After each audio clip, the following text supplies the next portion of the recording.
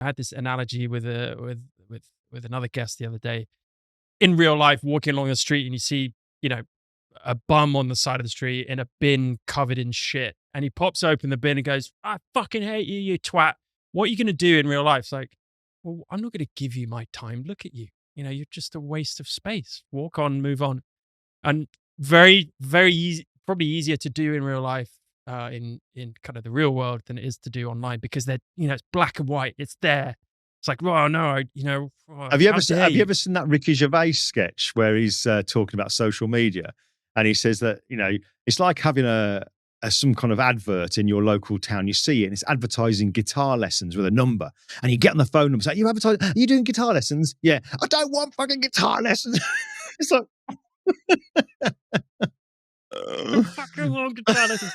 Yeah, that's a perfect analogy, isn't it? yeah. I don't know when we're going to get out of this. And just coming back to, you know, what we're talking about social media, we forget that this should be about photography, not about, certainly photographers with social media. Totally. And I think really they'd never admit it, but I think for the majority of the cases of the people that do give it some of that, do you know what I mean? I think jealousy. I think it's jealousy. But let me just say, and I'm sure everybody I know that is out there putting the miles in and doing the work is, nothing has been given to us. Nothing has been, and you know, and I've got a tiny, tiny share of what some people have got a massive, massive following. But nothing's been given to us. I am out there all the time to do stuff. You know, and what I'm able to do, I wasn't born able to do it. I had to learn how to do it. You know, when I'm kind of writing books, it didn't just happen. There's a lot of stuff that went on beforehand to get to that particular point. And you know what, as well, one thing I have learned, because I've told you already, I've made some incredible friends. And this will be a controversial comment. I know it will be. But I used to do this all the time. Any nasty comment that I've had has never come from somebody who has got a really good, solid base, good kind of business, great kind of style and what have you. Every time I used to get a bad comment, I'd make a point of doing a bit of research about them and finding their portfolio. And dare I say, not one of their portfolios was worth anything. And that's controversial to say that. But I always found it was the people who had nothing to shout about would shout the loudest. And I think the intention was, and really, I think it was because they were jealous. They won't admit it, and a lot of people will disagree with me. But I've had a lot thrown at me, and that's the common denominator that I've found. Yeah, I have to agree with you. And you know, if even if I was to point the finger at myself, I've never trolled, never commented hateful things, but I have sometimes looked at people on, yeah, I mean, this is back in the day when I didn't know anything, right? It was just ignorance. You know, subconsciously, it's probably, well, why have you got something and I haven't? Or why have you got this and I haven't? And I'm sure a lot of it comes through from that. And I do the same. If I get a really bad comment, I'll dig a little bit, go, okay, you know, who is this person and why do they feel like they can talk to me like this? 9 times out of 10, they're worth nothing, or you know, they've got nothing, or they don't have anything to back up their claim. Is basically what I'm trying to say.